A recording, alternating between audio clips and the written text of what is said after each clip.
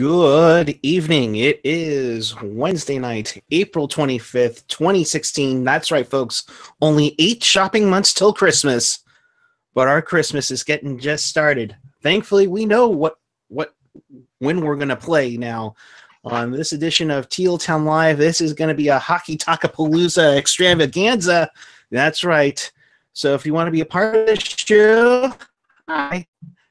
Join us in the chat, on the YouTube chat, on the page, or the app. You can use the hashtag TealTownUSA. You can follow us on Twitter at TealTownUSA, Facebook, Twitter, Instagram, SoundCloud, YouTube. You name it, you love it, you need to follow it. Make it happen right now. But first, hi, everyone. Yeah. Well, I can't wear it because the other jersey is on a good run so far, so I can't wear it. So Brody, wait, sorry. Excuse me, I gotta do this the proper way. Brody, if you're watching, there you go. All right. That being said, we're expected a plethora of people to eventually join us throughout the night. We welcome those of you who are listening or watching the San Jose Barracuda take on the Tucson Roadrunners. And that first period wasn't exactly the greatest period in Barracuda hockey. Let's be honest there. We'll get you an update in just a jiffy, but hello, everyone. And I'll say hello to my fellow Notch Bro, Gentry Alexander. What's up, bud? Nothing much. Just here to talk some hockey, and let's get to it. I'm excited. This is, it's not an everyday occurrence where Marlowe gets eliminated from the playoffs. Oh wait.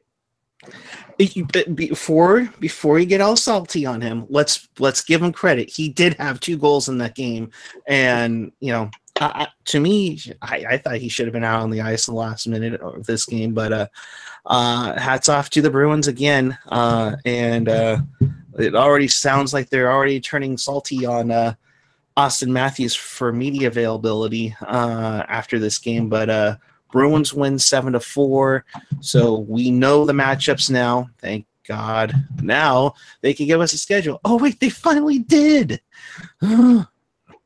So before we get into anything, screenshot it, write it down, you name it. There you go, folks. This is the schedule for round 2 for the Sharks and Golden Knights. Game 1 will be Thursday, tomorrow, essentially, folks, at 7 p.m. on NBCSN. Game 2, this will be a nationally televised game on your local NBC affiliate. So for those in the Bay Area, this will be on NBC Bay Area Channel 11, cable channel 703. If you have Xfinity, check your local listings for where you would find it. If you're in Sacramento, the game will be on KCRA Channel 3. For Landy, I think it's like NBC 7 or something like that. You mean it's not on the Golf Channel? It's not on the Golf Channel. Guys, we upgraded so quickly. This is what happens when you sweep people. You go from the whispers of the par 4, nothing in favor of the Sharks over the Anaheim Ducks on the Golf Channel to NBC, where apparently we will have Eddie Olczyk and Jeremy Roenick calling this game, along with we're guessing Kenny Albert. So definitely check that out. Game 3 will be back in the Shark Tank on April 30th. Yes, the 24th anniversary of Jamie Baker's infamous goal. That'll be at 7 o'clock on NBCSN. Game 4 will be back 2 nights later on May 2nd at 7 p.m. on NBCSN. And Game 5 on the 4th. I know, wouldn't have been ironic if they could have played back-to-backs and have Game 6 on Sunday, Cinco de Mayo, just and Jen, you and I remember when there was a playoff game, and that was on Cinco de Mayo. Oh my, that was crazy. Yeah, I think that was a 5-pass Schneider or something like that. No. Was it? That was the series against the Canucks, if I remember correctly. It was 5-pass Schneider. Yeah, I think I also remember a game in 2006 as well, during that painful Oilers series. Game 7, if necessary, May 8th in Vegas. That will be on NBCSN. So that is your schedule as it looks right now. Oh my goodness. So we finally have the schedule. But Jen, we're getting some national love.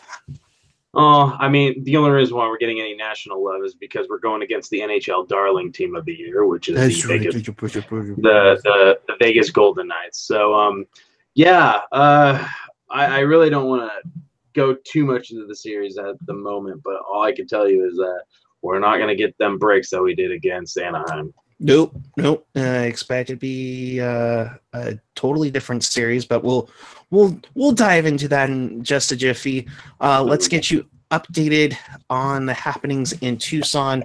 The Barracuda were in a series tied with the Tucson Roadrunners.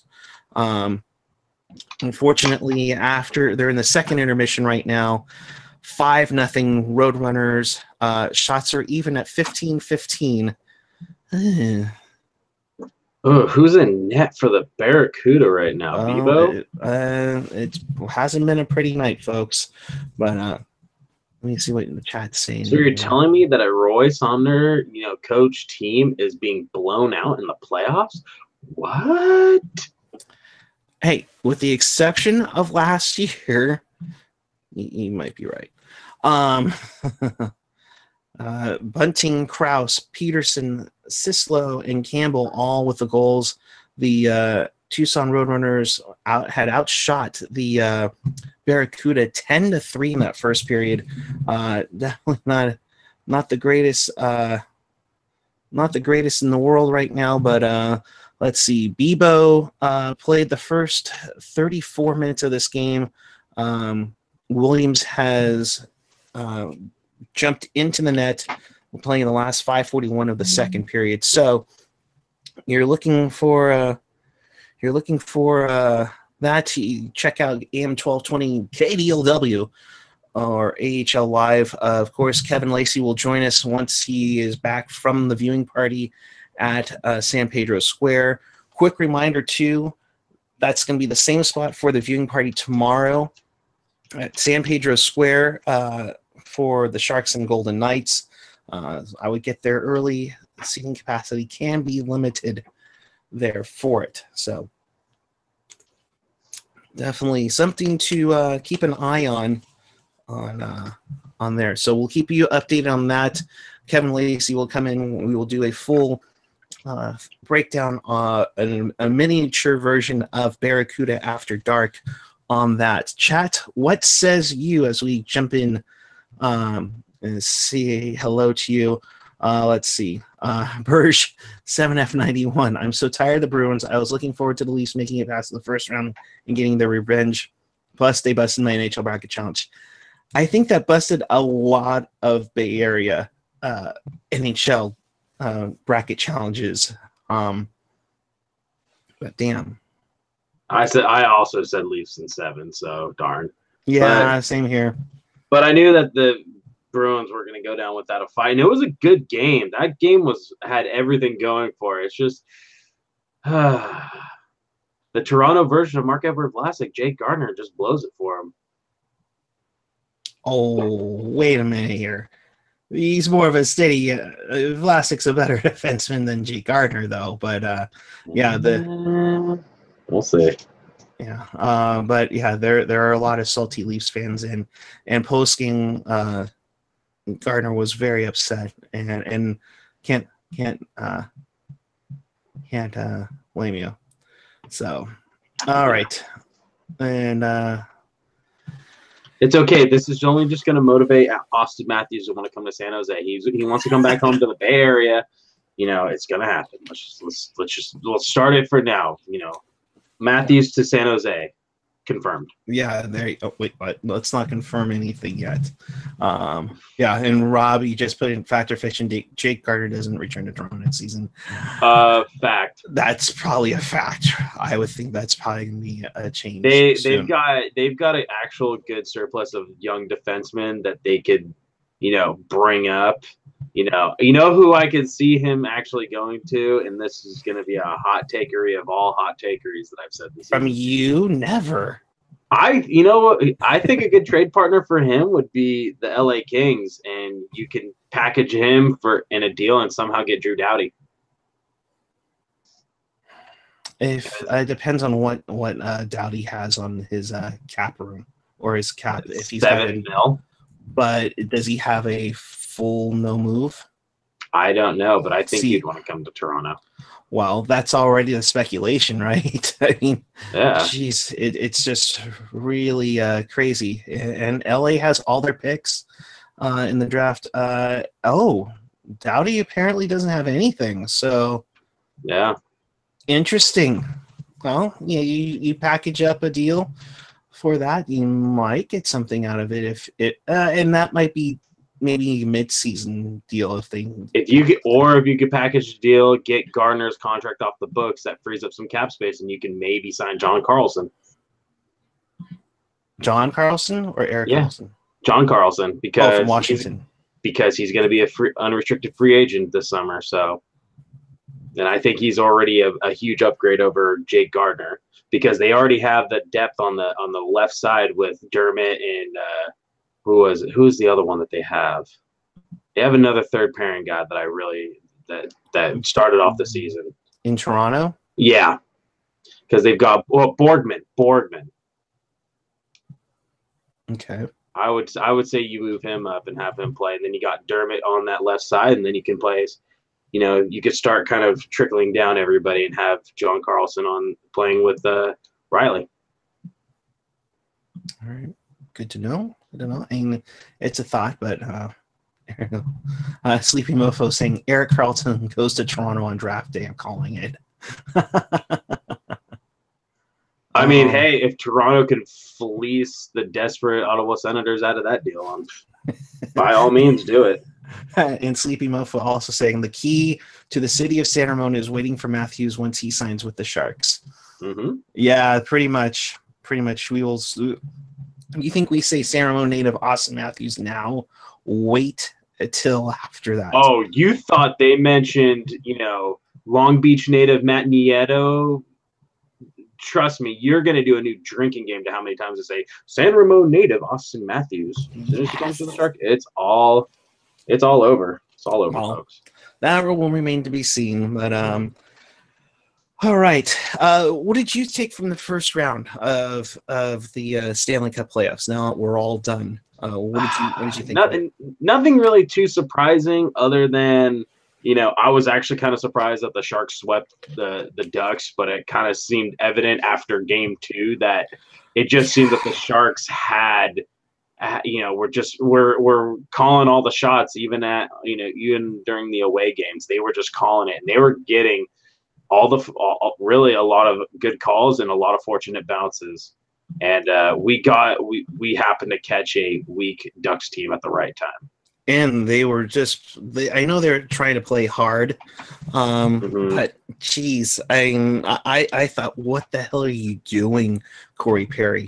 And there was some stuff I was like, okay, really? I get it. You're trying to, agitate them, but smart on the Sharks to not get in off of their game and let them play their game and everything. So good on them on that part. But I thought, Winnipeg, I thought that was probably a simple 5-gamer, and it ended up turning out to be, I think after Minnesota lost, freaking they've got Parise along with Suter gone. I just like, wow. They have to do something about that Parise contract. I think that after this, if they can somehow negotiate during the next CBA another, what was it, the compliance buyout that doesn't go against the cap, you could bet your bottom dollar that they're going to be using that on Parise's contract. Or maybe, and even Ryan Suter's contract, just to get all that money off of the books for the foreseeable future, so they can actually go out and make a dent and do something. Because right now, those albatross of contracts they're not going to be doing well. It's almost as bad as the signings that go on in Detroit.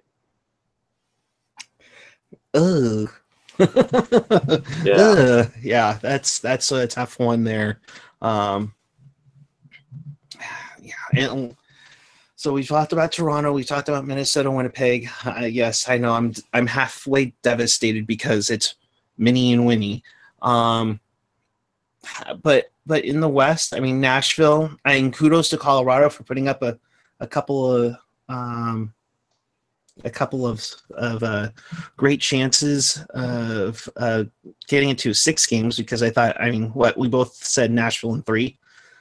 Yeah, they're just gonna get blown out in games. They're just like wave the white flag. No, I thought like that series, like it was like I kind of thought that the curse of the President's Trophy was gonna start to kind of trickle in, and I was like, and who was playing goal for Colorado at some point? Wasn't it the Hamburglar? Hamburglar, and he had some nice saves in Game 5, but I think Colorado just ran out of gas in Game 6. Yeah, but you know what? I think that Colorado should not be hanging their heads on this, because they have a lot there to look forward to. I think that if Colorado addresses their goaltending issue, I think Colorado is going to be a beast, because Nathan McKinnon is only going to get better. Yeah, and geez, is that guy a beast or what? I mean, wow. Definitely kept the Avs in it throughout the season, and get him into the playoffs. I want to say single-handedly, but that was a crazy final week, and St. Louis was coming on strong and everything. So yeah, but I think that St. Louis didn't have a snowball's chance in hell when Jake Allen is their goalie. He's had his moments, but I mean, shoot, man. That's a tough one, and so it is what it is on that one. Were you surprised that the Golden Knights swept LA? I had it. LA would have come out with a lot more. I had it going the other way. I thought the Kings were going to sweep the Golden Knights. Exactly. Like, I thought that this was going to be like, oh, well, this team has playoff experience. They're going to go in and just dominate, because the playoffs are a different beast entirely. And it's like, didn't Jonathan Quick have like a 940 or something save percentage and got swept? So obviously it wasn't goaltending. It was, and Drew Doughty, what a piece of crap he is for, calling them out, saying that, oh, we'll be the better team this season, and get suspended for a game. So yeah. I mean, but it's okay. He'll wind himself to another Norris Trophy win. But I think right now it's just like, I was surprised by that, because I thought that the Kings had more fight left in them, and apparently they didn't. And I kind of think to myself, where was that in 2014? But anyway. Yeah. Oh. Thanks for reminding me. What I'm here for. Yeah, but in the East, what stood out to you? Nothing really. It was all pretty much a predictable. I was kind of surprising that Capitals went down 0-2 in the series and managed to squeeze back, but that I clearly chalk that up to bad coaching, because I don't know why in the hell they went with Grubauer in those first games. Well, he went for game 2, or he went for game 1, so that was a little bit of a surprise. But then he went back to Holtby, and I think everybody was a little shaky off of that first loss, and then out of nowhere, they steal another game, and you're thinking, "Holy crap, Columbus! Oh my!" But then that game 3, and it kind of reminded me a little bit of Sharks and Oilers in 06, where San Jose gets those first 2 games. And then it goes into overtime in game 3, where they could just put a stranglehold, and somehow Washington pulls it out and just takes care of things. And then all of a sudden the tide started to turn, and that's when the Caps started to get going. Yeah. So Tampa Bay, New Jersey, not a big surprise there. No, not a surprise at all. I mean, I love the fight that New Jersey put up. Yeah. I mean, and for his first playoff series, Taylor Hall was a beast. So, I think that what was it? I think New Jersey's going to be, a key free agent signing away from being a contender next year. As long as they actually, don't go with Kincaid in the playoffs and to go with their number 1, which is Corey Schneider. But would you go with Corey Schneider because he's Chin? Okay, I'm kidding. If you know that reference, look up Chinese guy trolls Canucks fans on YouTube. Just look at it after you're done with this show. So let's get into it, shall we? I think we got everybody in the East. I mean, Pittsburgh, big deal. I mean, Philly put up a good fight. That sixth game, that was crazy. I mean, I thought for sure that freaking Philly was going to force a game 7 and everything, but just no dice there. And Jake Gensel. Wow. And Sean Couturier for getting 5 points in that series. Or not in that series, but in that game 6. I think it does it with an injury.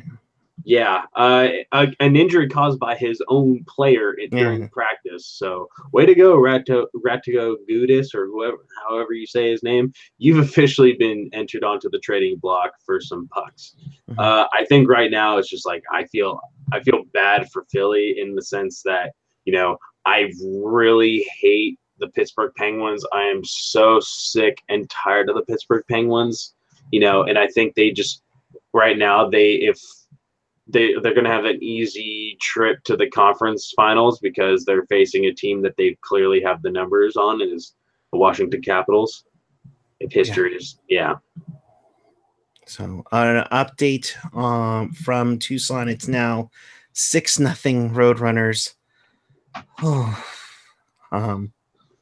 The Barracuda will have a chance to even it up on Friday. We'll say that Kevin Lacey will be with us just a jiffy.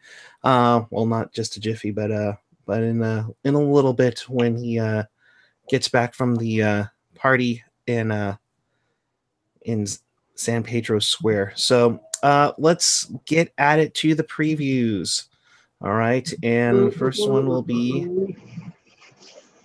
the one that, well, we just found out about, Boston and Tampa Bay. These two teams were battling out to take the Atlantic Division. In this, I think, should be a very solid series. What do you think of this one? This is probably gonna be the one to watch because you've got two teams, with speed and skill, and both with a considerable amount of grit. I think that this is in both with excellent goaltending. I don't know. I mean, they're so evenly matched, but I'm gonna give it to Tampa because there's just something about how they play, and considerably. And all it's gonna take is for Brad Marchand to actually get called on something, and then the tide's gonna turn for the Lightning. Yeah, I mean, you'll have that. Wait, let me shrink this down. You have that. Tampa's going to have a little bit more rest. And granted, this series is not going to get started till Saturday, so you definitely have that. But Tampa is going to be, have almost a week off now for it. At the same time, I think Tampa's got more of a stronger team right now, even though I think Boston can be ripe for beating them. I mean, these two, again, they battled toe and toe throughout the season. Boston made a great push at the very end to try and steal the division from them, but they came just a little short in that makeup game at the end of the year. So I will say, man, that's a tough series to call. Oh man. I say Tampa in 6. I say Tampa in 5. Really, in 5? Yep, because I think what they're gonna do, I think what Tampa can do is expose all the rookies on the Bruins. They had a really good series against Toronto, but yet again, Boston had a 3-1 series lead and had to wait until Game 7 to close it out, and that was with rookies clearly showing, like clearly making mistakes. I think Tampa is going to make them pay. Yeah, I think it's gonna be a good series all around. I think realistically, it's got a chance to be a classic one. Mm-hmm. Speaking of a classic series, because it's happening for the third year in a row and the 10th time overall, Pittsburgh and Washington. This time, Washington has home ice for the series. Pittsburgh, we all know, has won now 9 consecutive playoff series. Washington comes back from being down 0-2 to beat the Blue Jackets in 6, and I think that kind of got them prepared for this one, perhaps, Jen. I'm so pulling for the Capitals because I think every year it's like this could be the year that Alex Ovechkin gets to the third round, and I think that they have a chance at this. If they just stick to their guns and just play strong defensively and then just unload on Pittsburgh on the power play, I think it's going to go 7, but I'm going to give it to the Caps because I would love nothing more than to actually see a handshake between Ovechkin and Crosby and have it be Ovechkin coming out on the winning side for once. Mm-hmm. Yep, and like Burge 7F91 say, Capitals have won 9 of the last 10 series against the Penguins. There's a few of them that they came back from 3-1 down in this series.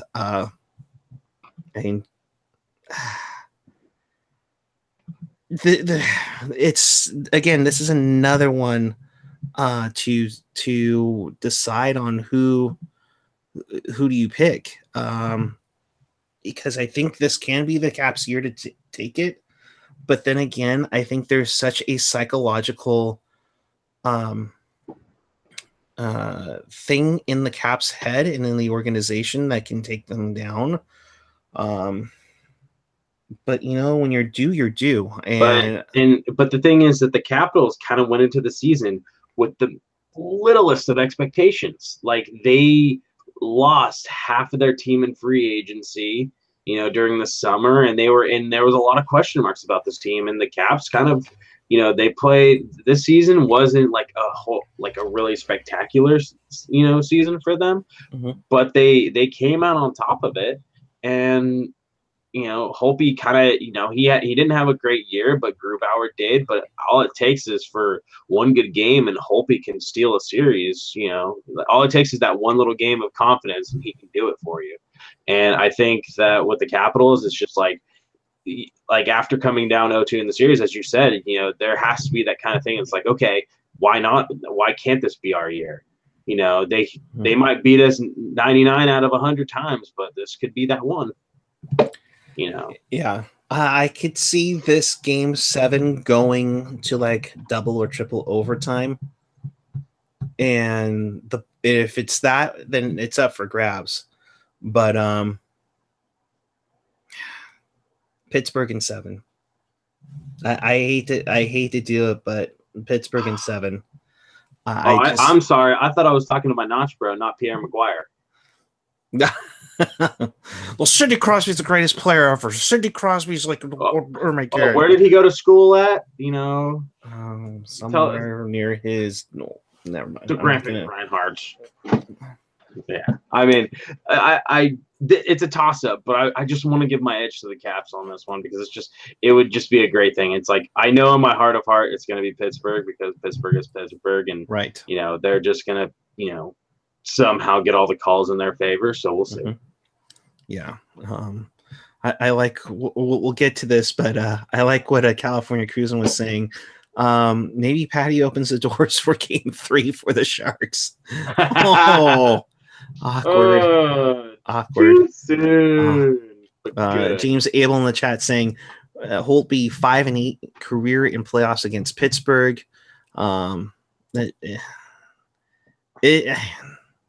I think there's added confidence to go with Grubauer now. I don't think that if Holtby has a bad game, they can go to him. So I can see them changing their things around, but I just have a feeling.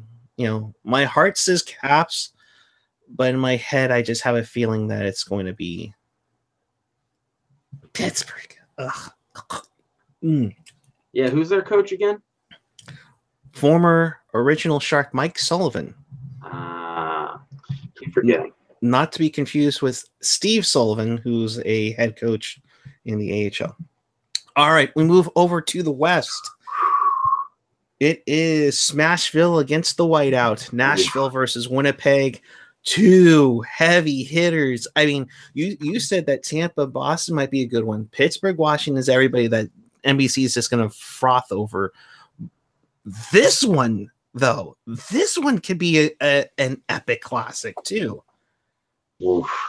This just has nasty, like, this is like if whoever when you watched wrestling when it was like, you know, the no holds barred type of matches where it's like anything goes, falls count anywhere, no DQ, all that.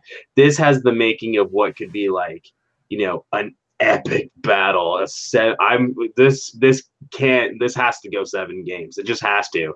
Both teams are playing just phenomenally this year, and it's it's hard for me to decide. This is like you having to pick between Minnie and Winnie. Like, I don't know who you pick.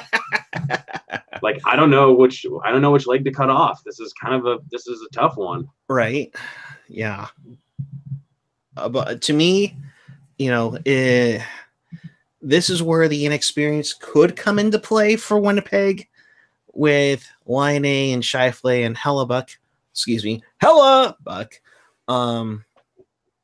At the same time, though, they're that good that they can do this. However, Rene has had a pretty solid series against Colorado. Yeah, he had a couple of hiccups, especially in Game 5. And we'll be real here. Colorado is no Winnipeg. They're better. Yeah, they're way better, and they're stacked. They can hit you hard. Nashville can hit you back. I think it's going to come down to getting in Rene's head first, because Rene has, you know, as he's played good, he has been shown to blow some games for them off of what should be easy saves, or, you know, just like if it's an away game, like, unless for some reason Pekka Rinne is going against Chicago, he cannot just seem to win during those away games. We saw that in the Stanley Cup final last year. You know, it was really hard for him to play in Pittsburgh with the crowd against him. You know, he had to go back to Nashville to get the series back on track. But I think that if if Winnipeg can, you know, steal game 1 or 2, you know, I think that Winnipeg crowd is just going to eat alive Pekka Rinne and the Nashville Predators. Yeah. I'm going Winnipeg on this one. They win in 6. They'll get them to, I believe, Winnipeg's first conference final ever. So that'll be interesting. Let me see in the chat. What are you talking about? Rob Iman saying Preds in 7. You know, Preds in 7, Burge 7F91, Winnipeg in 5. You know, it's just been it's one of those toss-ups. That one I think is definitely a toss-up in that sense. So, but man, that's another one that can go. All 4 of these series that are left in the NHL are going to be great series. So if you're a hockey fan, you're just going to be glued to your television for nights on end. Oh no, it's gonna be great. But for me, I'm gonna say Winnipeg. I think Winnipeg will take it in 7, because I think that's just, and I think they'll hopefully in Game 7, Connor Hellebuck just shuts the door and silence that, you know, that redneck crowd that's in Nashville. So I think that's what's gonna happen, and Patrick Laine is gonna get 3 goals in that game. Be beautiful thing for that. Rob Ivan, Must Skate TV. That's right. And I would think hopefully none of these games will be go to overtime. So Now the series that you've all been waiting for us to talk about. All right, let's talk Firefly. What? No, God, no. Let's talk about the series between the Vegas Golden Knights. Gentry, that's where you say boo. Boo. And your San Jose Sharks.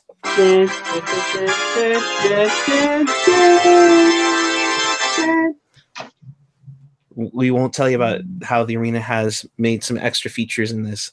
And nonetheless, be alert for puck flying out of the area at all times. And please make sure you do not lean forward, as it may obstruct others in the viewing capacity.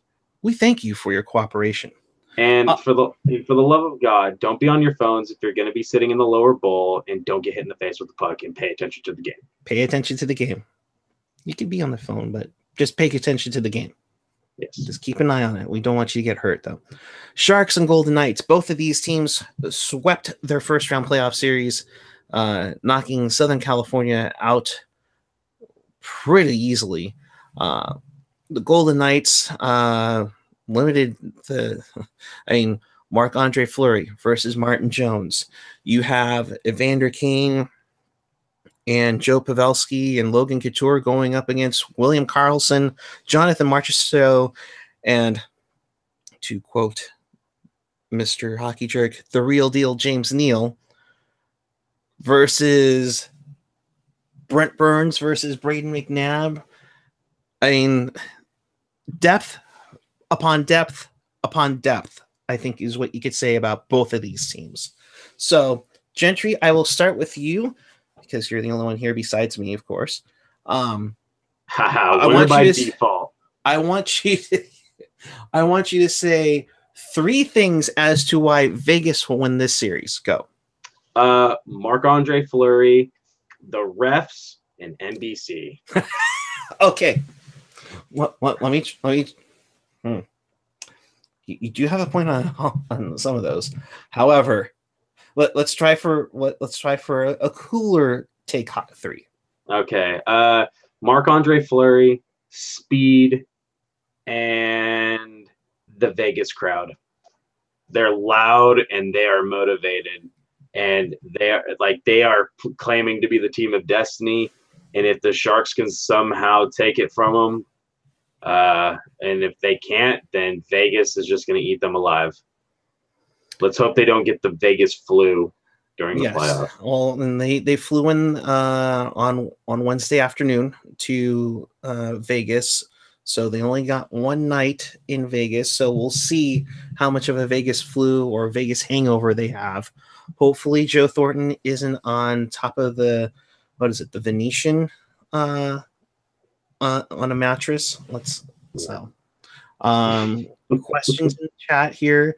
Do you guys think Joe Thornton comes back for the second round, or do they hold him out for the third round? Same thing with Rob Iman. He's saying maybe Jumbo only returns if the Sharks are down 0-2 coming back from San Jose. What do you think? I think Joe's going to I think Jumbo will make an appearance in this series. Depends on if they lose game 1 or 2 or both. I think he's been itching to come back. From what I've been hearing, he's close to ready. And if they're down in the series, they're going to put him back in because they're going to need something to spark that team. But I think that regardless, I think it'd be the smarter thing just to hold him out. But honestly, given it with how the Sharks have played without Jumbo these past months, sit him out. What are you going to do? He's going to play and damage his knee even more. And, maybe that will give him a pay cut in the offseason. But I say just sit him out regardless. Maybe you wait until the Western Conference Final if the Sharks make it there. Yeah, but if it's not broke, why would you fix it? Mm-hmm. If they are down 0-2, maybe they think about it a little bit more. But if they've already ruled them out for game 1, then something tells me that this is way more serious than last year. Than last year, because he did play in the series against Edmonton. Here he took his warm-ups and good locker room guy. I mean, how many times have we said that? But if it's working fine, give him more rest. If he's good to go, then he'll be good to go, because then becomes that problem that I think everybody's been asking everybody, where would Joe be in the lineup if he does come back? That's something we'll get to when we get to. So, I mean, with how this team has been playing right now, and I don't think the Vegas has faced the Sharks have they faced the Sharks with Evander Kane in the lineup, or was he injured during that? Internet, tell me, please. Wait, say that again. I'm sorry. Did the Sharks face Vegas at any point during the rest of the season with Evander Kane in the lineup, or was Kane injured during that game on the 30th? Oh, that is a great question, chat. I'll come to you with that because I don't know quite offhand on that one. So they won an OT with Kane. Yes, the Couture one they did. I remember that. But did they win that? No, they lost that game. But wasn't Kane injured during that? Kane was injured in one of them. So let me see here. Kane was injured for one. Thanks. No, he was. Yeah, he was in there. Yeah, he was injured. 3-2 Golden Knights. Kane played 18-10. He was a -1 in that game on March 31st. So, all right. So they've seen Kane. Granted, I believe he's a little more healthy. And here's the other thing, Gentry. These teams both have had like for Vegas, they had like 8 days off. Sharks have a week off. So these guys are going to be much rested. They will be healed. We know that for sure. However, I think game one's going to be, and especially the first period, I think there's going to be a little bit of, feeling. There's always that feel out each other series. The Sharks but also, if it is going to be that first period where they're going to be feeling each other out, no, you can't afford to feel each other out right now. This is the second round, and this is against a team that has basically owned you the entire season. With the exception of one OT loss, our 0-1 OT win for the Sharks. It's like Vegas has just outplayed you. Has had puck possession, has had all the speed in the world. And I think that the Sharks can't afford to do that. I think the Sharks need to come out, whether it's, scoring first, whether it's, laying down a big body check to kind of get the crowd, the Sharks kind of into it and get the momentum going, or even a fight. The Sharks need to lay down something. They need to lay down the gauntlet first and foremost and say that we're not going to be pushed around. This isn't the same as, facing us in the regular, season. This is going to be playoff hockey. So.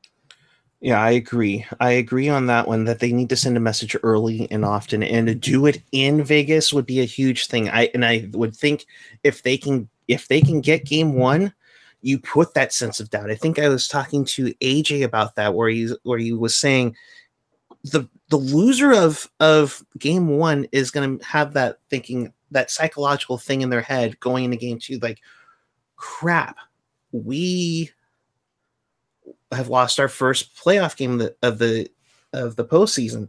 What are we? There'll be a little bit of that scramble. I'm hoping in their head.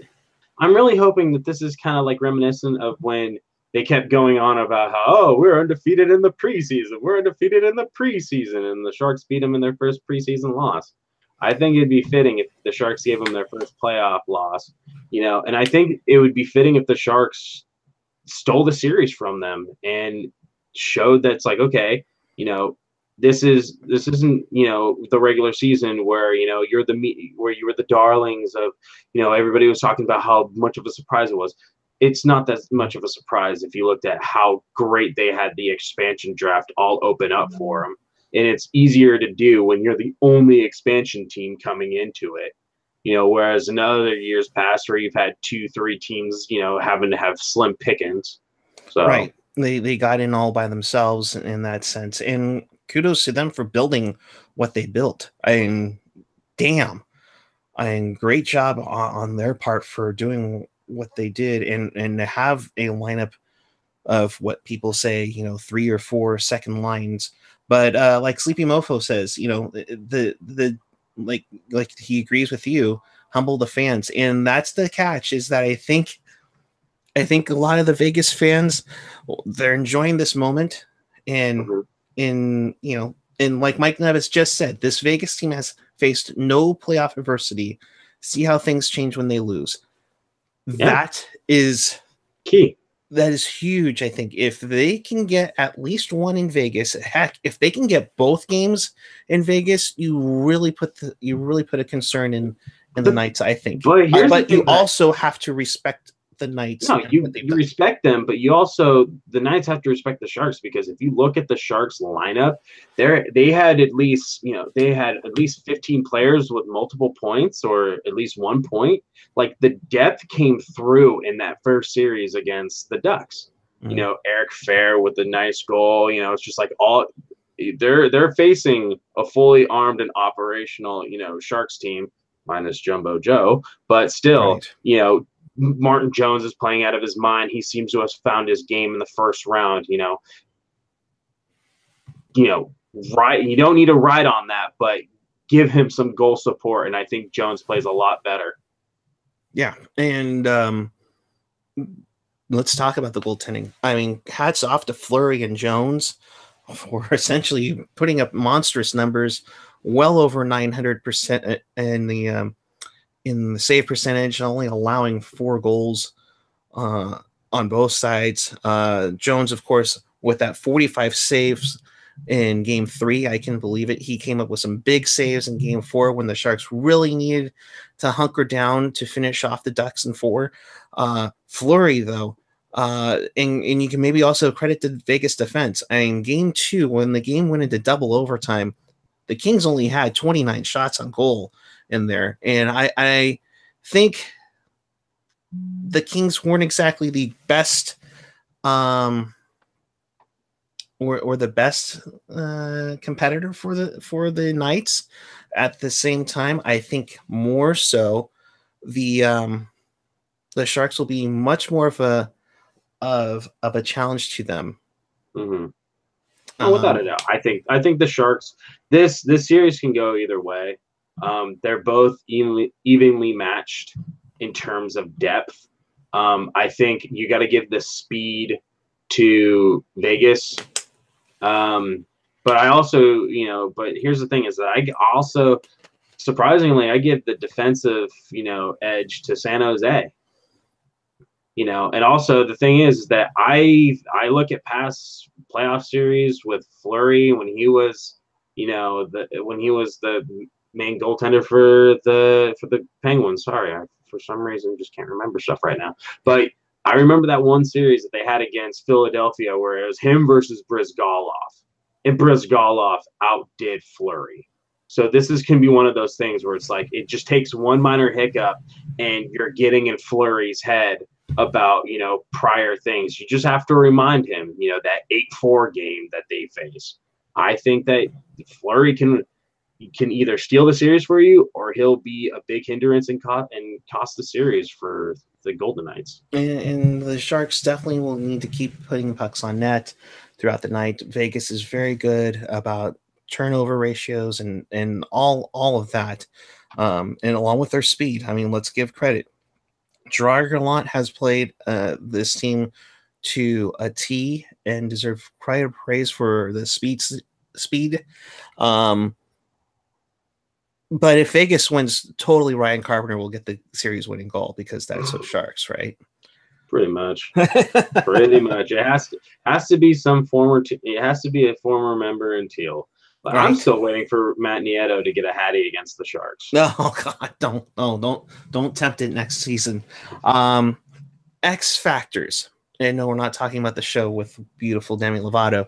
Um, give me one from each side: the Sharks and Ooh. the Golden Knights.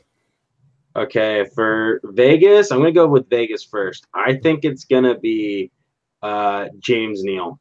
net front presence guy. He can bang in a few goals. I think, we saw that when he played with Nashville and they went against the Sharks a couple years ago. I think James Neal is going to be their X factor. He's scored plenty of game-winning goals for them, coming into the year. For the Sharks, I'm going to go with Jonas Donskoy. I think his speed and how he has found chemistry with Kane and Pavs, I think he's going to be able to get by defensemen and outwork them and then set up some sweet, passes to Pavs or Kane. I think it's got to be Donskoy to kind of step it up this series. Who are yours, Eric? Mine, I want to say Chris Tierney on that, along with pretty much that third line.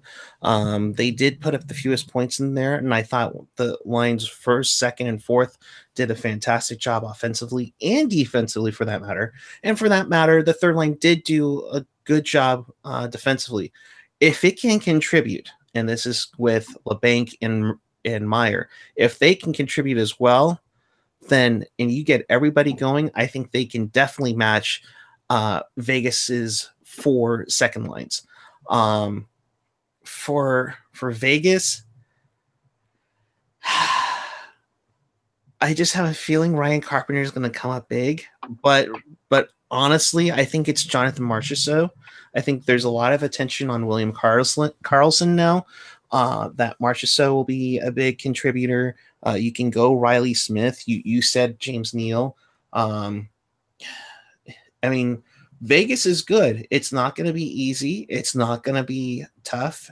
I know Chris mentioned in the chat that that teams that sweep early statistically do better in the playoffs, and we've said you got to finish the early series off early, so that way you are fresh for the later rounds when it becomes a more battle. And I think this series is going to become a battle. I don't think it's going to be a heavy series, although Ryan Reeves is in there for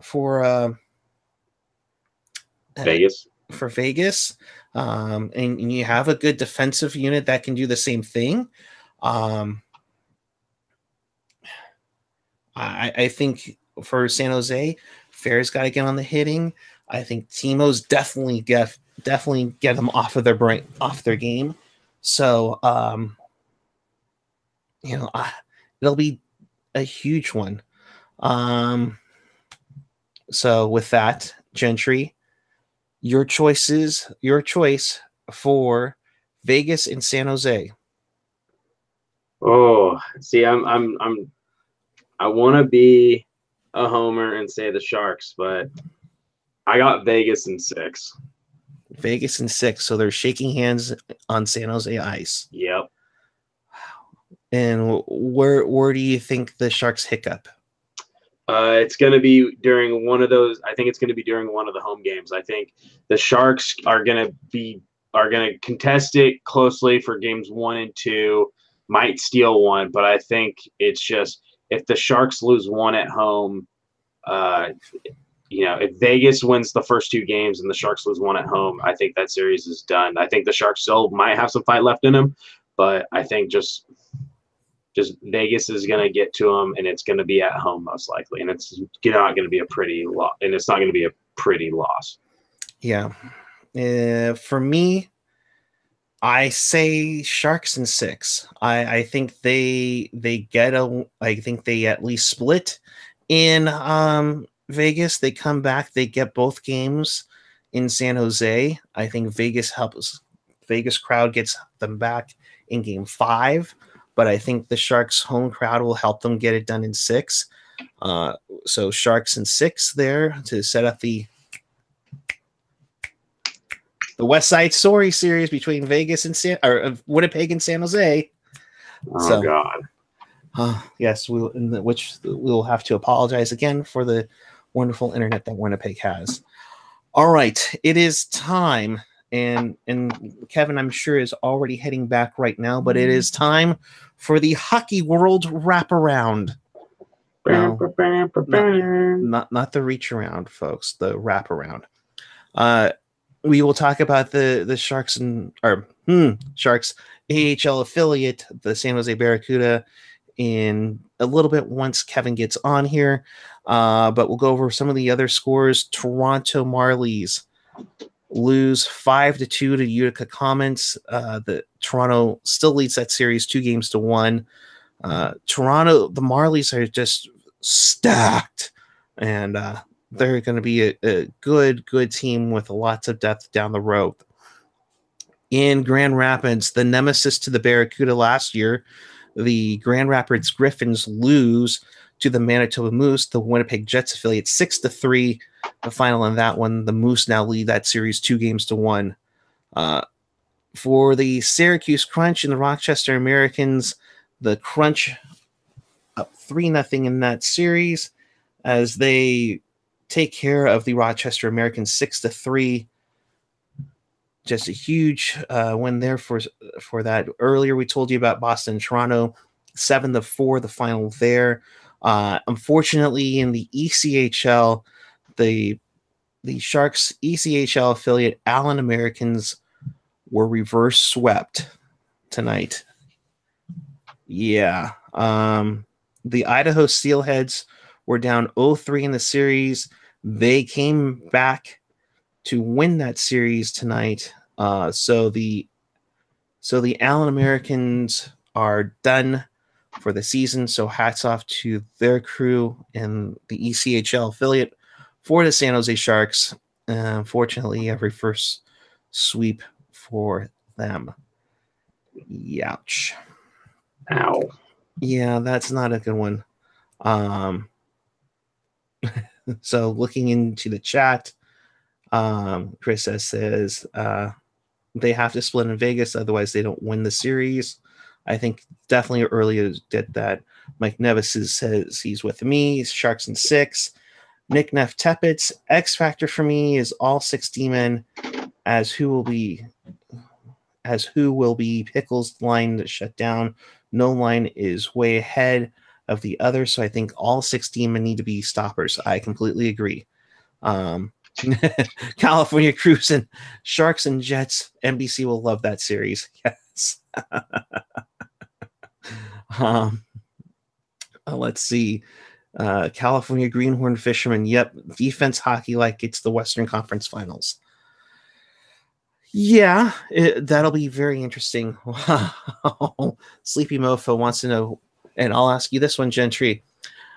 What's worth more, my Brody Brazil sweater or my Adam Burge sweater? Brody. Yeah, I think so. And apparently there's a lockdown at the Hayward BART station. Please be careful out there. Goodness gracious. Oh, boy. Rob Iman saying Sharks in 7, Experience is King and Lady Luck is Queen. What were you reading the intro to The Joker's Wild?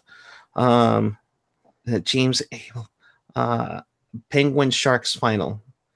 Oh God, no, not again. No, not again. Although now we have a fairly good reason to know what the Penguins would be doing.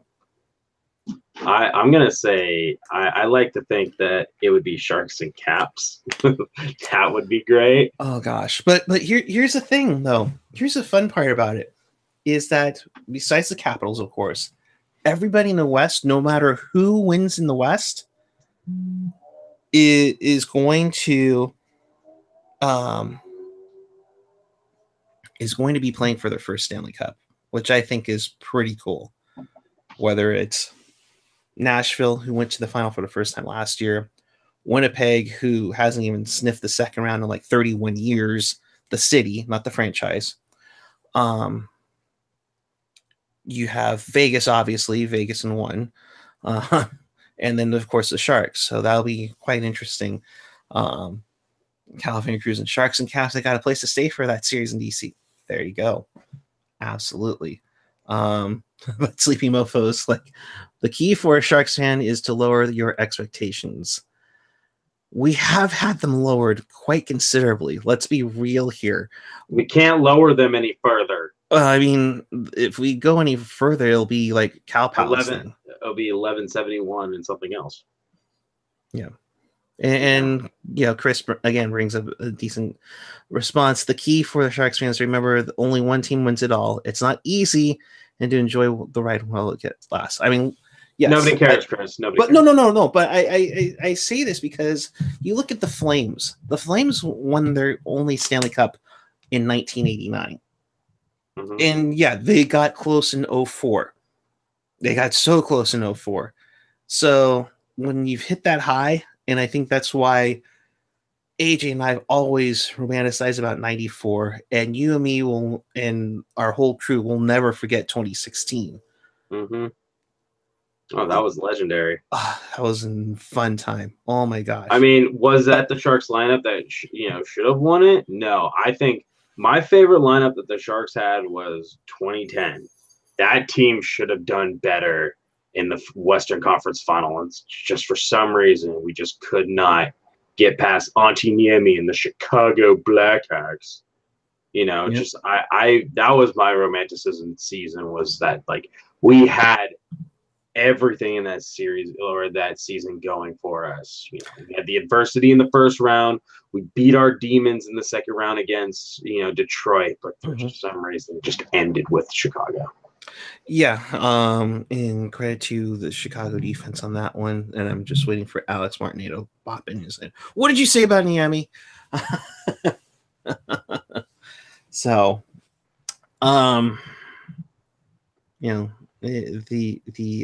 the irony that is Auntie Niemi. Yeah, you had a good run over there. All right, so chat questions for you while we questions, concerns, horoscopes, anything. Just anything. You're gonna do horoscopes? Anything that you guys wanna bring up, we're here for you. Yeah. Let's talk hockey. Let's also just talk about life. Let's talk.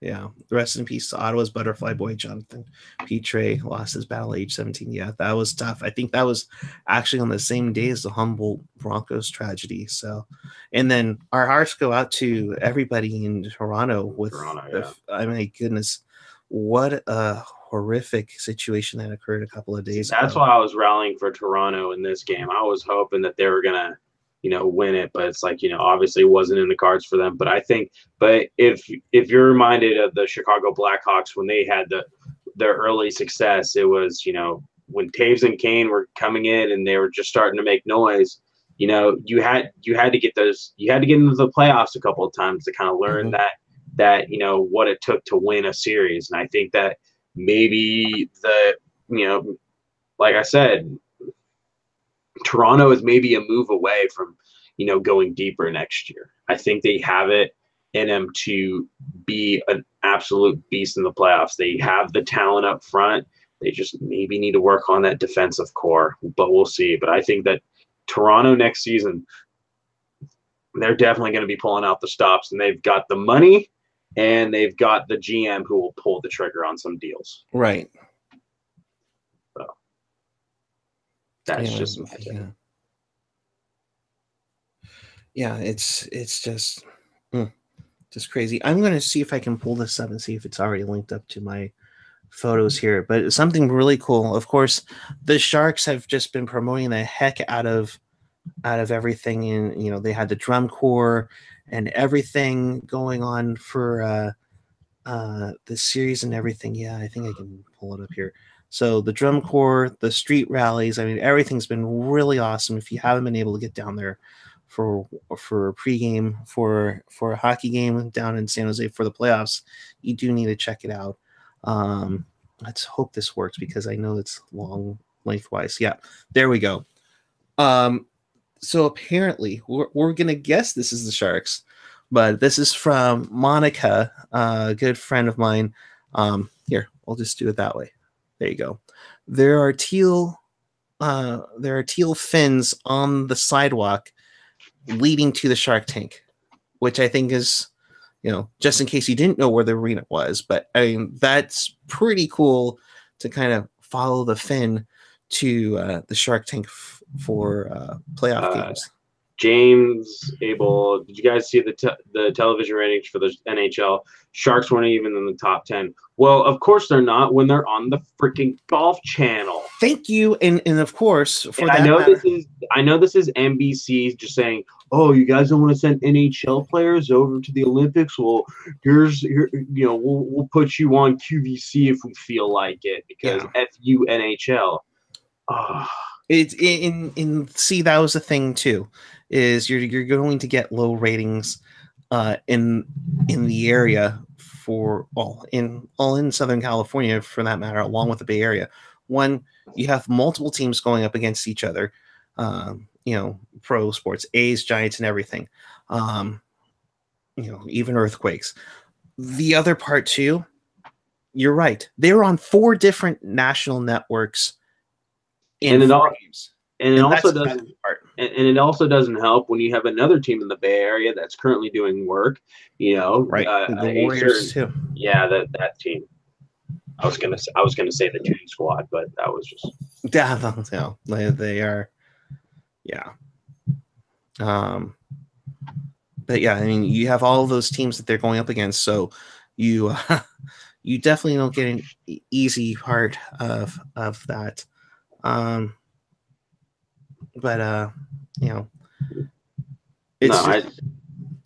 thing with it's like ratings are never going to be good for hockey because NBC doesn't promote it enough.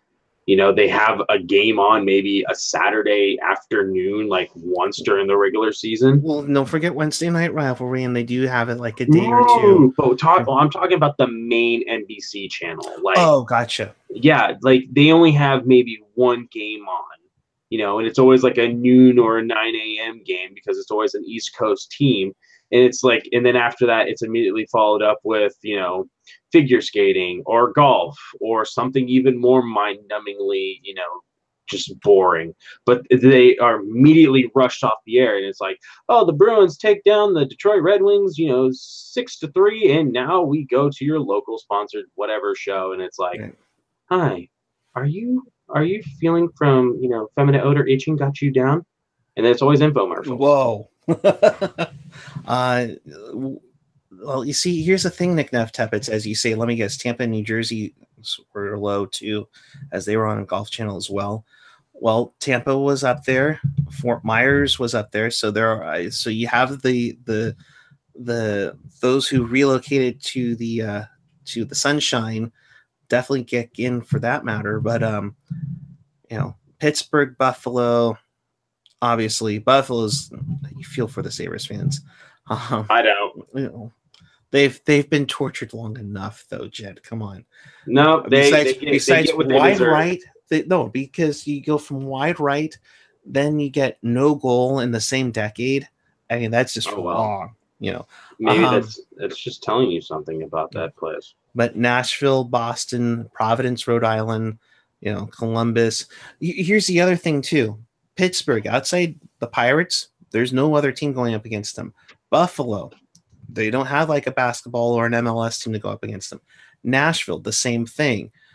Boston's an exception because of baseball and the Celtics.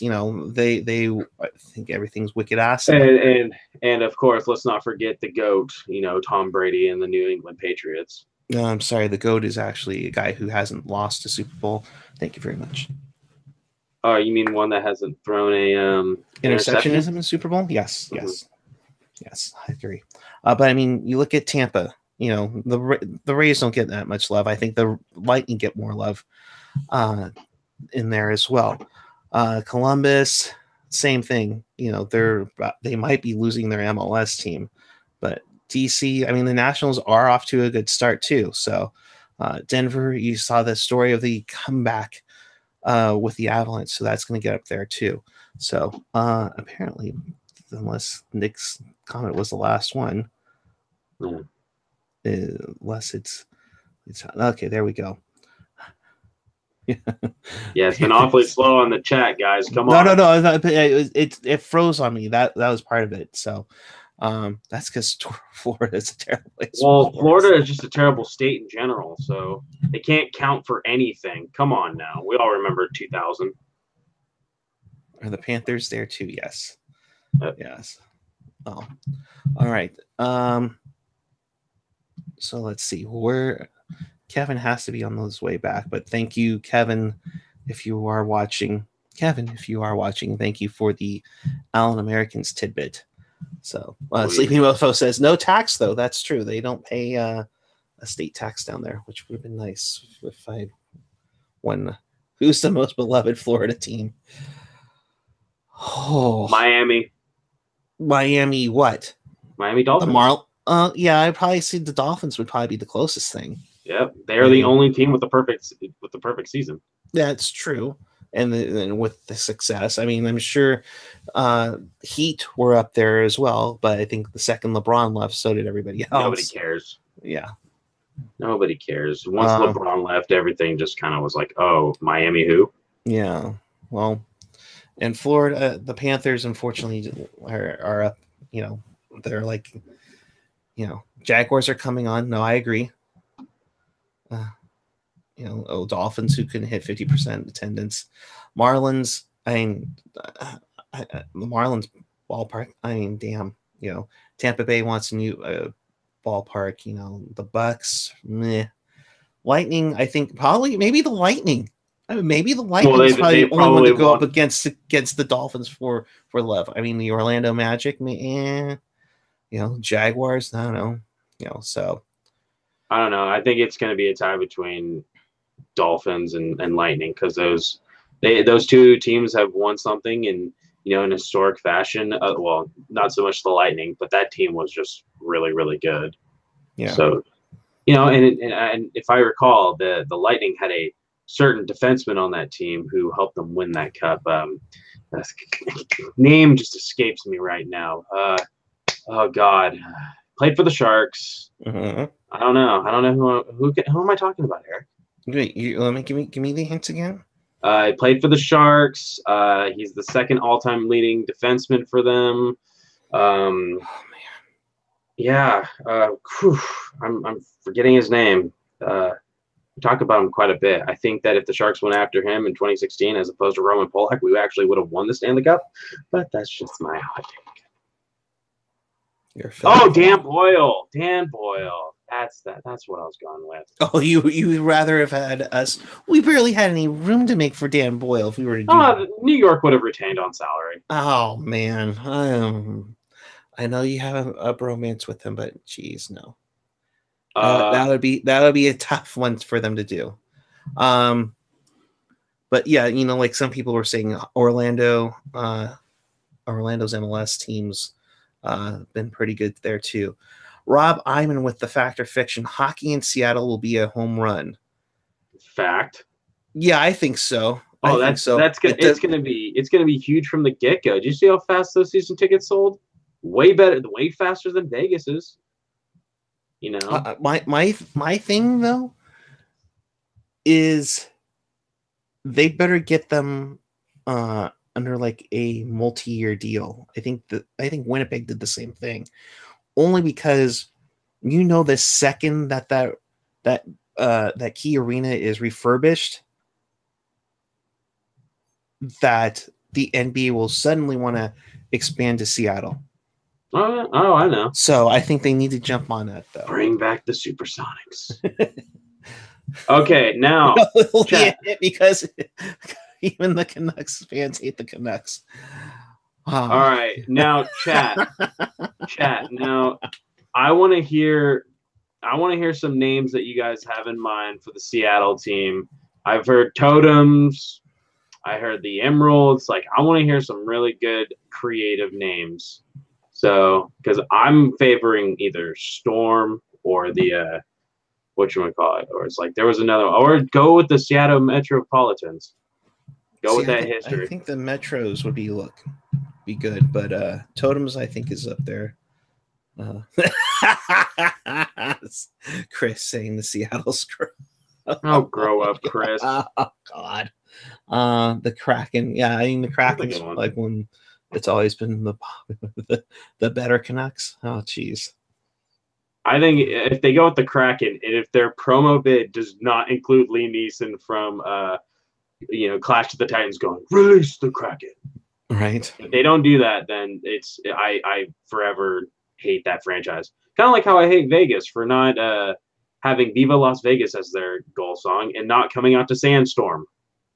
Come on, Vegas. You had a chance. You had a chance to just troll the world and you blew it. Good for you. Oh, jeez. Come on, hurry up. Seattle Showers. Yeah, that's not one. You can't call them the Rainiers because the minor league team is the Tacoma Rainiers. Sandstorm is our third period song. Yeah, Jen, what the hell? Fact or fiction, the Coyotes relocated to Houston 21. Oh, yeah. No, that's going to happen. Yeah, unfortunately, it's going to happen. Nick Neftappets, Seattle Thunder to troll OKC for taking their basketball team. So, oh boy. Yeah, and James is right there. I guess it's only going to hold 17.5 for Key Arena.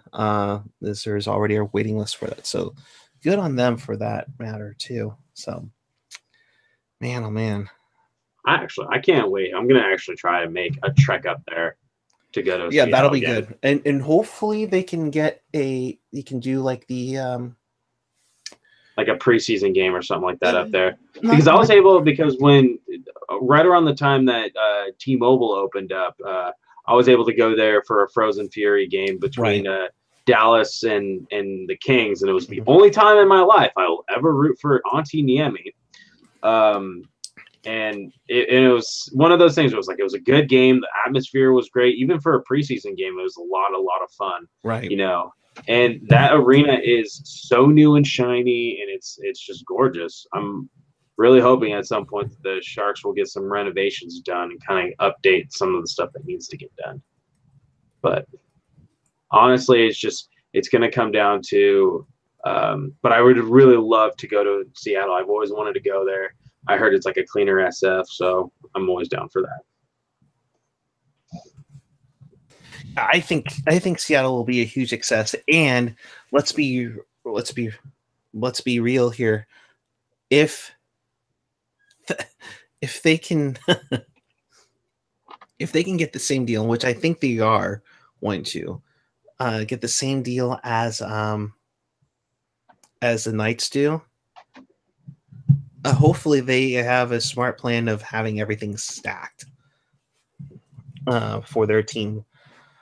Because that's all the Sharks and the rest of the Pacific Division need is another stacked expansion team.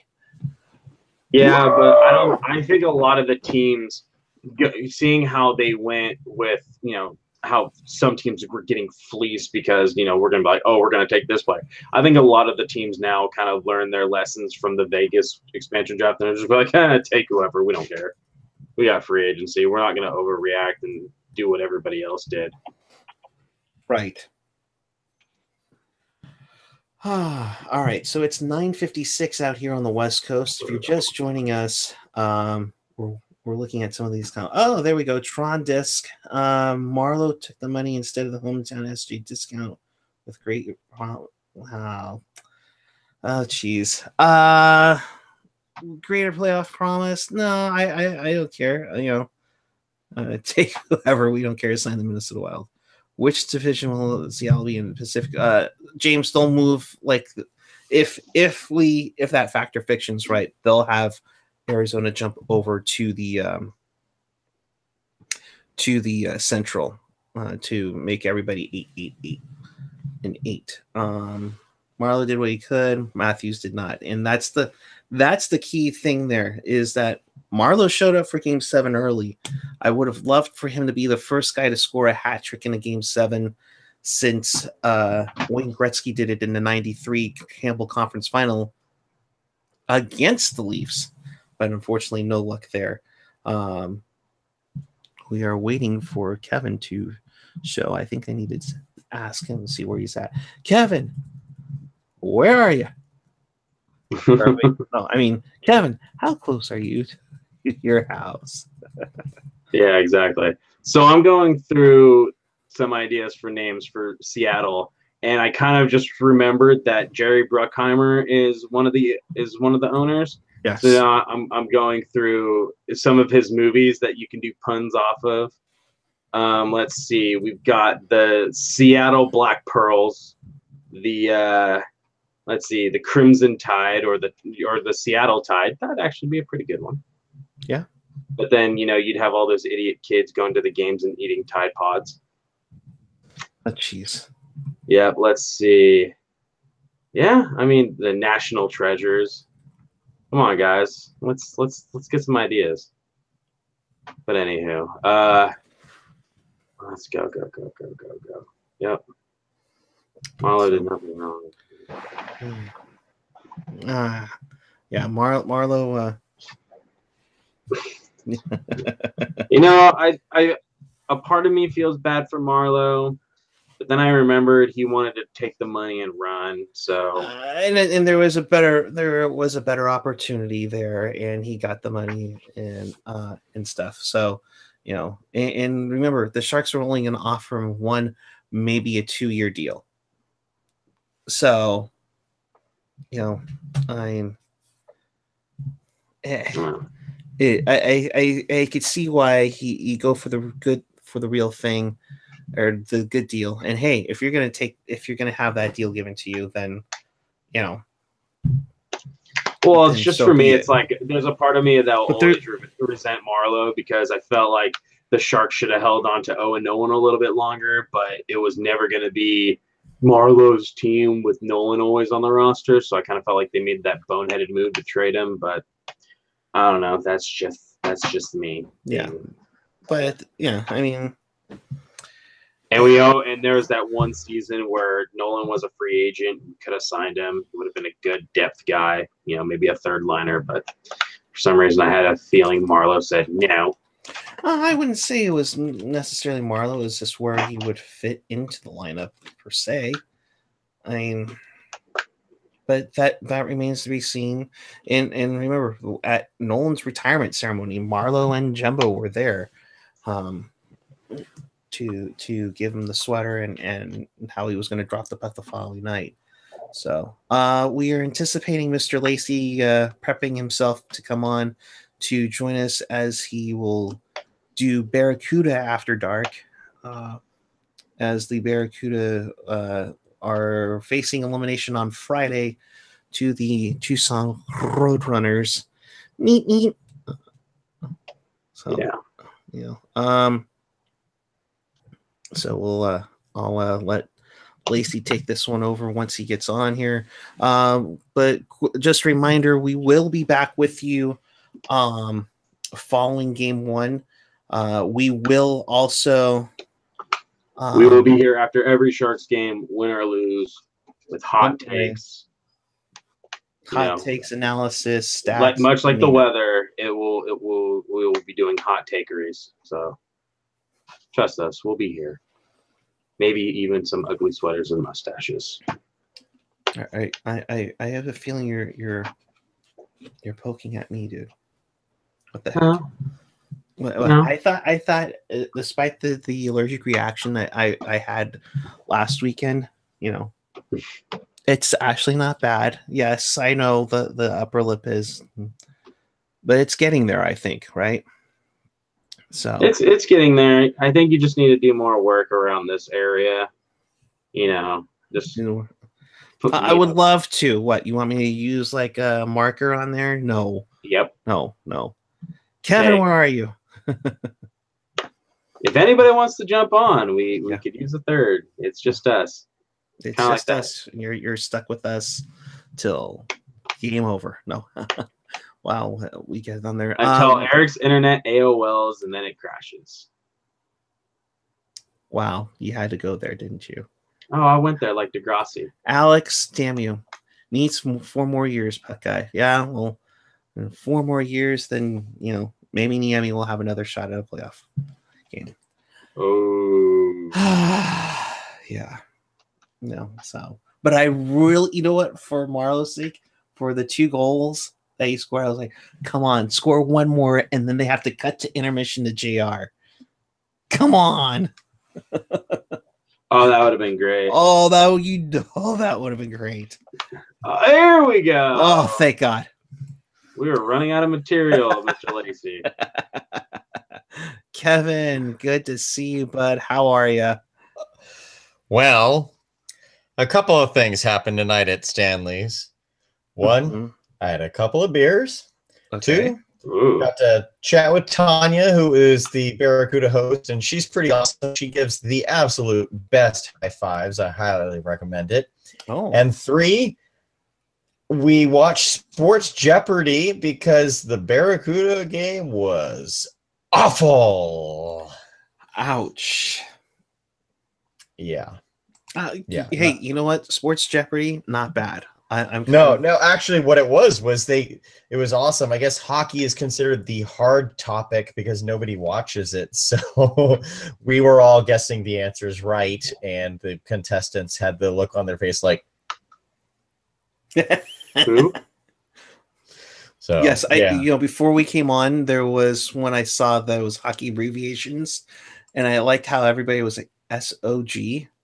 What's SOG? Yeah, one of them was ATOI, and I was like, adjusted time on ice, and they're like, they were like, the hell?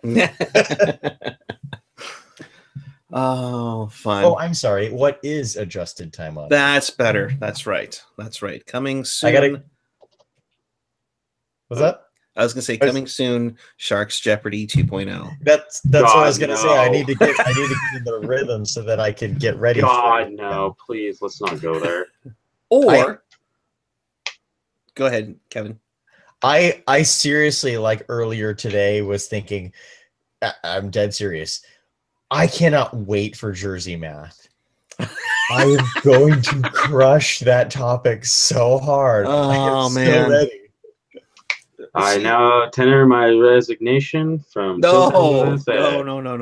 Or we just go, full on hot trend and we do Sharks HQ.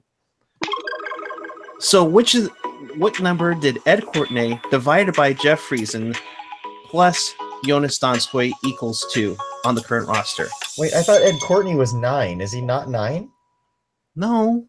Okay. See, that was before my time. So. Oh, see, then you just lost and you're eliminated. Thanks for playing Sharks HQ. See you later. I am so getting crushed by Jersey Math. Yeah, then he's like, wait, I asked for Jersey Math. What the hell? Anywho, the correct answer was 39 divided by 39 would be 1 plus 27, which would be 28. So, and I said the number of the person of the current 9, right? I thought Ed Courtney was 9 for some reason. I don't know. He was the first. Palace days. I guess I'm not a real fan. Oh, geez, how dare you? When are we calling you game show puck guy? Who started this tradition? Stop it. Teal Town Sale of the Century. No. That would be the winner will get buttons. Yeah. The viewing party was fun. It was nice to mingle with everybody. But Teal Town actually just tweeted out, and this is the truth. I cut a live version of Barracuda After Dark on site, and it was simply, we lost 6-0. This game was horrible. We'll see you Saturday night. Like, I was like, that's all I can muster up. And with that, good night, everyone. 3-0 before the Barracuda had a shot on goal. We said Niemi too many times, and here comes his biggest fan. Oh, is that the keyword? Yeah. Like Chris said in the chat, we say Niemi 3 times, Alex would show up. Oh. Yeah. You like Beetlejuice in that matter. I guess that is true. So Kevin, I'll let you have the reins, and then we'll come back and get. Well, actually, before we get into Barracuda, I'll ask you guys this really quickly: your predictions for the 4 NHL matchups: Tampa Bay, Boston, Pittsburgh, Washington, Winnipeg and Nashville, Vegas and San Jose. I'll start with you, Kevin. Well, I'm going to hold exactly what I kept in the bracket because the only series I got wrong was the Sharks in Anaheim. So I will hold with Vegas in 6. Sadly, I had Pittsburgh over Washington in 7. And let's see, what have we got? Tampa Bay and Boston. I know I picked Tampa Bay, and I believe that was in 6. And then Nashville, Winnipeg. I actually have Nashville in only 6, although we deserve a 7-game series in that. Right. All right. So, Alex, good evening, sir. How are you? Good, very good. I'm just opening up my bracket challenge, but I only think I had one series wrong also, and it was the Washington versus the Blue Jackets series. Gotcha. So, that's right. I got that series wrong too. So I was 6 for 8. So, actually, I think I had the Flyers being Penguins, so I was 6 for 8. So 6 for 8. I thought predicting the first round matchups was kind of easy, but yeah, I will say though that I kind of predicted that the Ducks would be win in 7, so that's saying that. You know, until Washington proves they are the best, they have the talent and they can show up in the playoffs. I'm taking Pittsburgh. They kind of just have to prove it. It could be a 4-game series. It could be a 7-game series. It kind of just depends on who's available at that time. And also depends on Murray. Kind of don't know the other teams on the East. So you had Pittsburgh, Washington, Tampa Bay, Boston. Oh, that's going to be Tampa Bay. Tampa Bay in 5 or 6. Interesting. Okay. And then I have Vegas winning in 6.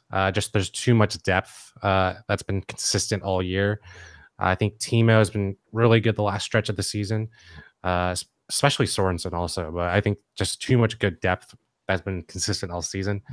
I don't think if the Sharks don't win Game 1, I think it's going to be an uphill throughout the series. And then for Nashville and Winnipeg, I have that in 7. Win at Nashville. Nashville in 7. All right. Cool. So Kevin's normally the one that introduces everything for Barracuda After Dark, so we're going to have it a little bit twisted a little bit here. So it's Wednesday, April 25th, 2018. The Barracuda, they gave up a 6-pack, and we're not talking chum, to the Tucson Roadrunners. This is a semi-expanded version of Barracuda After Dark. You can join us in the chat like you already are. But now, for more Barracuda talk and ask pretty much what the happened, here is Kevin Lacey. Oh, man. Oh, boy. You said semi-expanded version? No, semi-contracted version on this one. What I mean is expanded from the one that you did at Stanley's. This is true. This is true. Definitely expanded from that. For those of you who aren't aware of what we are referring to, please follow at Teal Town USA or me at Kevin Lacey 22. Yeah, it was bad. It was as Hockey Jerk says, it was bad and they should feel bad. And Antoine Bibeau actually probably played his best game of the series so far, despite the fact that they lost 6-0. Bibeau had absolutely no support, and it wasn't even like he was under siege. I mean, the shots were only 10-3 in the first period, and it was 3-0. And the Barracuda just didn't show up tonight, guys.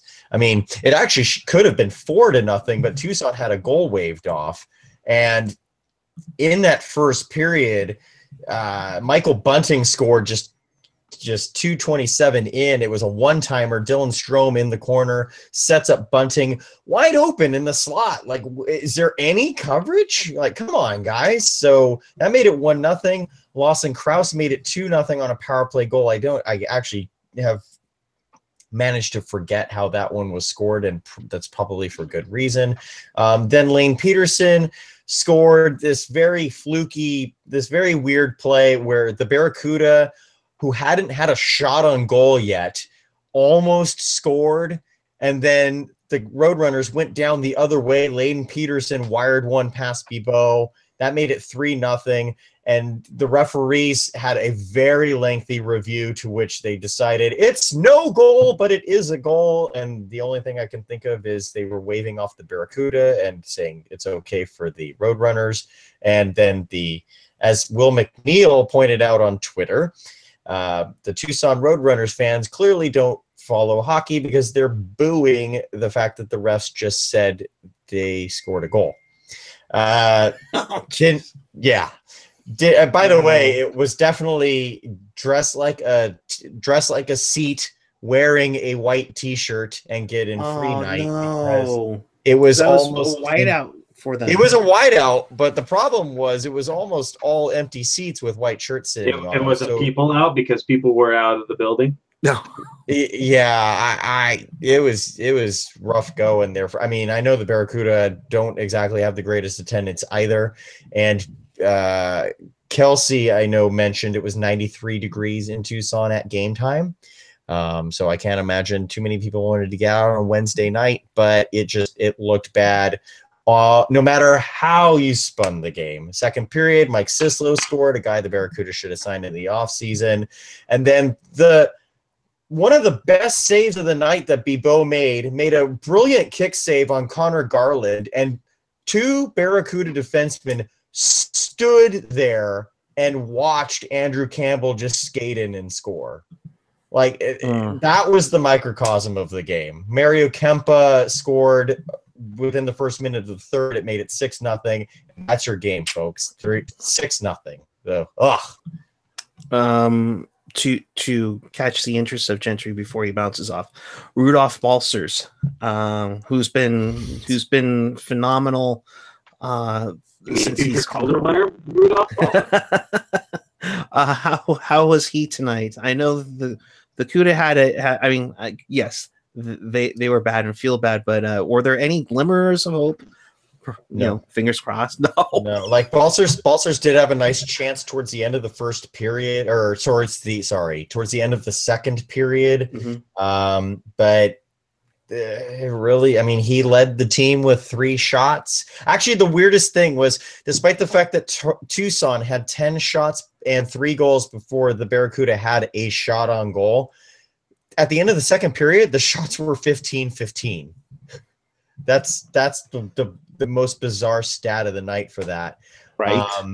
But yeah, really, they had nothing. Emerson Clark and Joachim Blickfeld, who made his professional debut tonight, they had a 2-on-0, and they barely got a shot on goal on that 2-on-0. So that's just how it went. Radim Shimmick was a -4 tonight.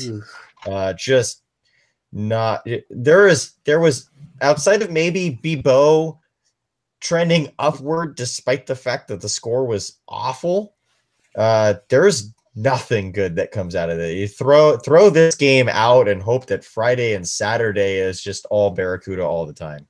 So what's the series? Is it 1-1 or is it 2-1? 2-1. In a best of 5. Yes, that's why the Friday Saturday they have to win. Have to win both games. So. In the craziness that game 4 is Friday night in Tucson, and game 5 is the Saturday next night, which is crazy in Tucson. So, Jen, I'll let you get out of here because we got to get going. But where can the people find you on the social? You guys can find me on Twitter,jalexander46. Same thing on Instagram. You'll be reading my hot takery and hot reactions after each game or during each of the games. Hopefully they get calmed down at some point and the Sharks will win. But hey, it's called reverse psychology, and so far it's been working.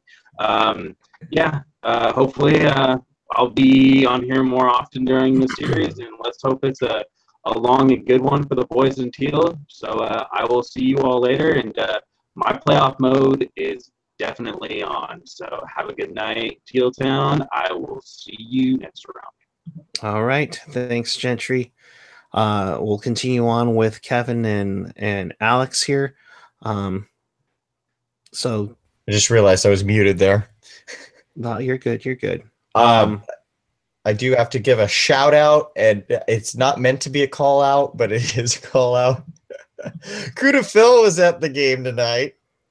Shout out to Kuda Phil. However, the folks at Stanley's were saying this is all Phil's fault because apparently Phil, Wow. every time he goes on the road to see the team play, they always throw a dud out there. So, Phil, love you. Thanks for watching. Thanks for listening. But apparently, it's all your fault, buddy.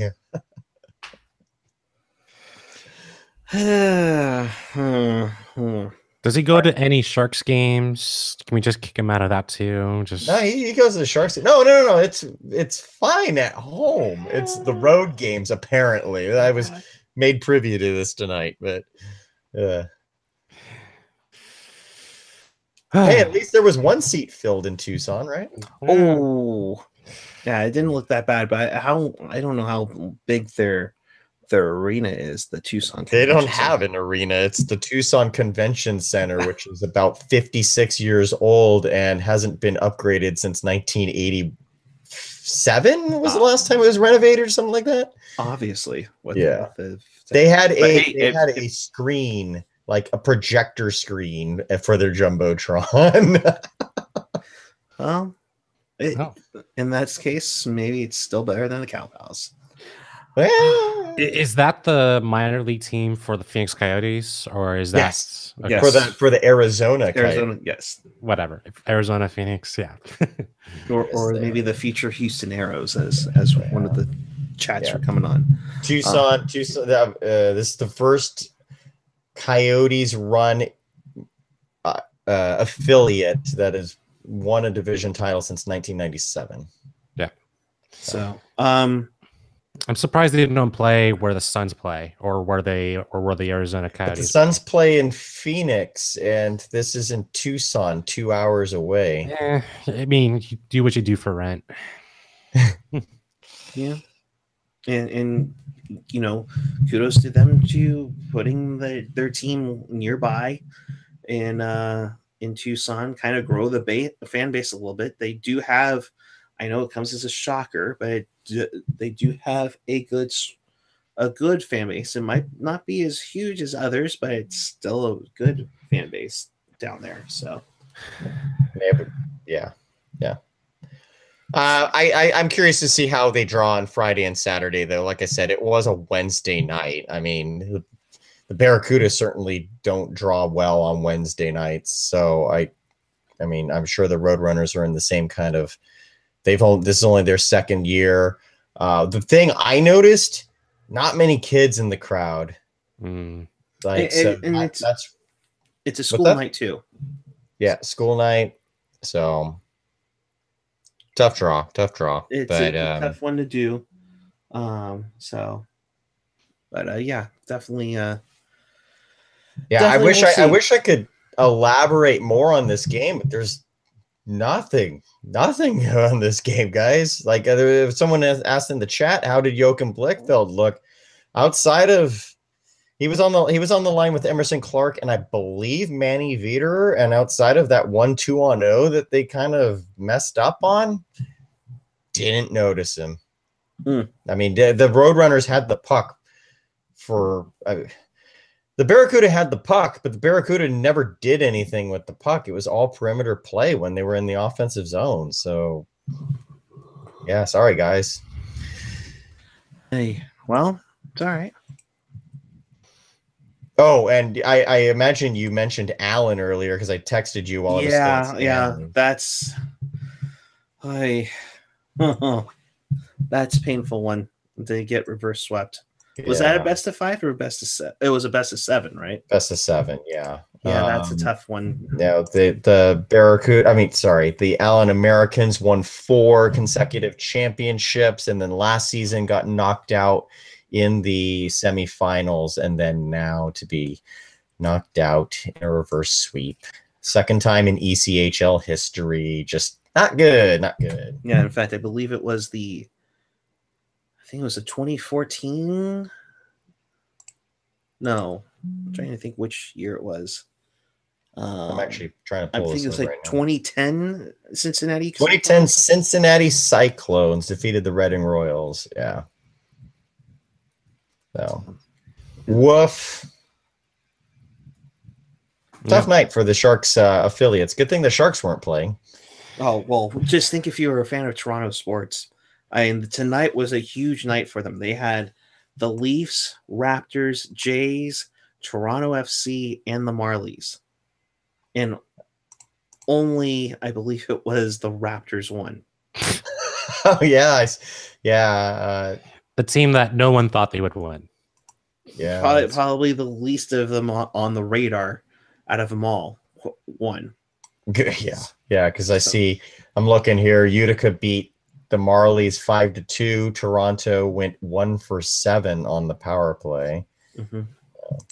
Do you want me to briefly run down those scores? If you want to, I mentioned them again, but you can go a little more. Oh, okay. Cole Castles with 2 goals in Utica's win 5-2 over Toronto.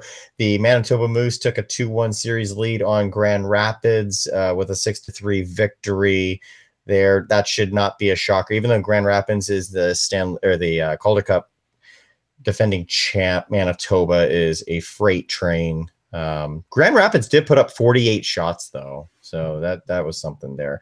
Toronto, by the way, is up 2-1. They could have clinched that series, but Syracuse also doubled up Rochester 6-3. Danny O'Regan did score in the losing effort for Rochester. Let's see, and then the Roadrunners beat the Barracudas 6-0. So.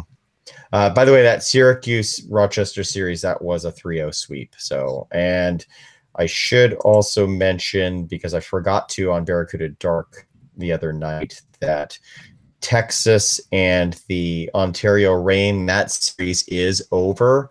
The Texas Stars beat the Ontario Reign last night 1-0 to advance in their series. And that's probably a good thing, because Game 5, if there had been a Game 5, I believe was scheduled for next Monday. So they would have had 6 days off between Games 4 and 5. So glad to see Texas knocked out Ontario when they did. So yeah, who made that schedule?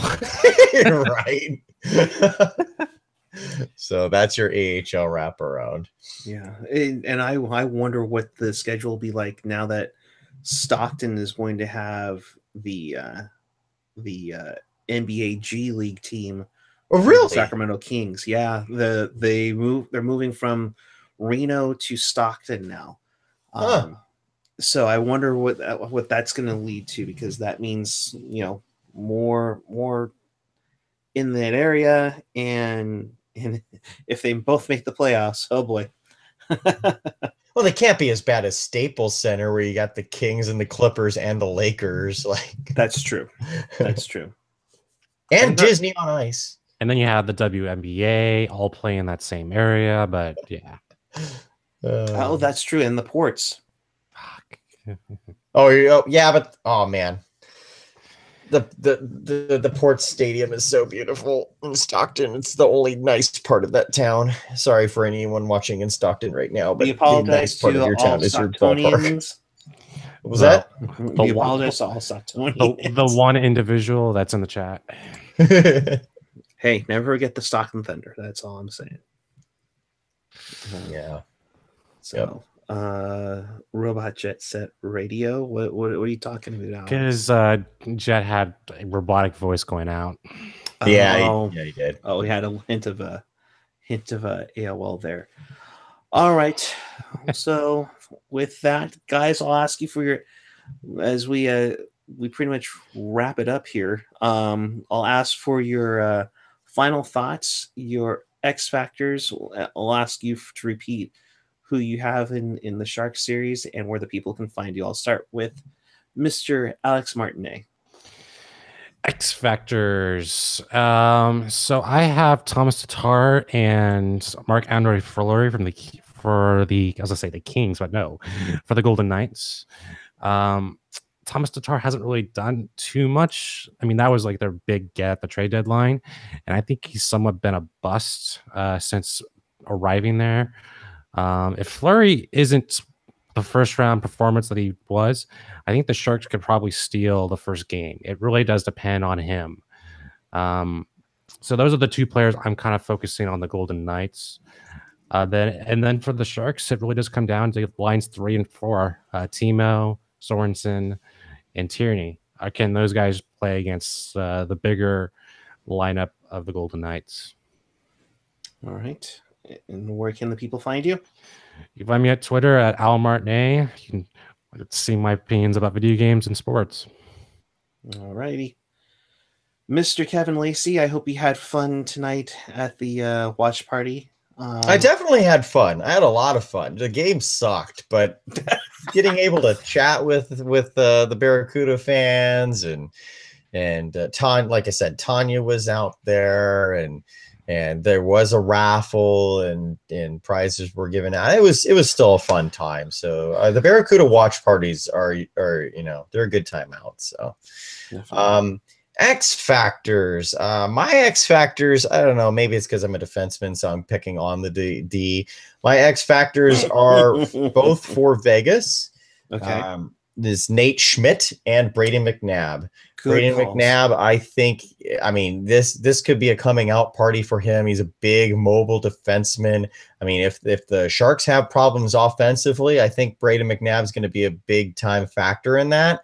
Versus Nate Schmidt, a defenseman I absolutely love, but if the Sharks can play a power game on Schmidt, he is a smaller defenseman, and I think he could just kind of wear down. So those are going to be my X factors in the series here for the Sharks in Vegas. I am Kevin Lacey. You can find me hopefully at round 2 games for the Sharks and the Barracuda. We'll see. I am at Kevin Lacey 22 on social media, and thanks for having me on. Awesome. Thank you very much. You can always follow me on Twitter and the Instagram at PuckGuy14. I mentioned my X Factors. I'll say them again. Tierney along with that third line. And then Marcia So for the Knights, I think will be a key contributor that they got to watch out for. If you missed anything where you want to watch this again, of course, check us out on TealTownUSA.com or your favorite podcatcher, whether it's iTunes, Google Play, SoundCloud, Stitcher, TuneIn, or the YouTube.